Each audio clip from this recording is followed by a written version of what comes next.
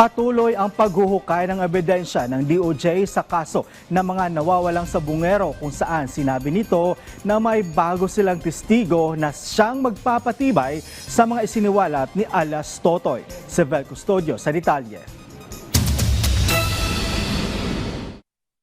Nagtutulungan ang buong pamahalaan para lutasin ang mga kaso ng mga nawawala dahil sa walang pakundangang kagagawan ng mga sindikato sa likod ng madilim na mundo ng mga sabungan. Hahabulin at pananagutin natin ang mga utak at mga sangkot, civilian man o opisyal. Kahit malakas, mabigat o mayaman, hindi sila mangingibabaw sa batas. Kay Pangulong Ferdinand R. Marcos na nanggaling, wala siyang sasantuhin sa mga sangkot sa nawawalang sabungero simula pa noong 2022. Kaya naman ang Department of Justice patuloy sa paglutas ng kaso para matunton ang utak ng missing sabungero. Ayon sa DOJ, may bago silang hawak na testigo na may mga ambag na ebidensya. Kaya hindi lang to testimonial evidence, may real evidence na involved dito.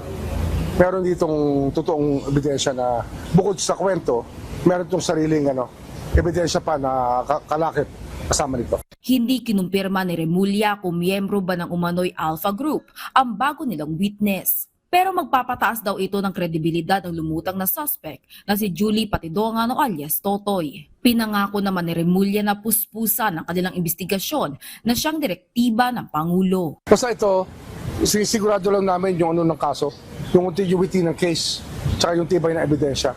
And we're there already. We're almost there. Dumating naman sa opisina ng DOJ ang hepe ng PNP na si General Nicolas Torre III. May pinarelieve daw na service commander si Remulla kay Torre na kahina-hinala ang kilos. Posibleng makaapekto raw kasi ang pulis sa pag-usat ng kaso. Meron siyang hinilos na hindi ko gusto.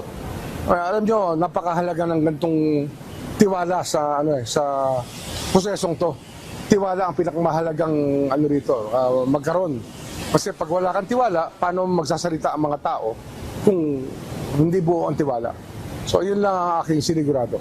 Kakausapin din ni Remulla ang director ng National Police Commission para pagkumparahin ang detalye ng kaso. Naglabas ang resolusyon ang NAPOLCOM ng administrative case laban sa 12 pulis batay sa affidavit ni alias Totoy. Vel Custodio para sa Pambansang TV sa Bagong Pilipinas.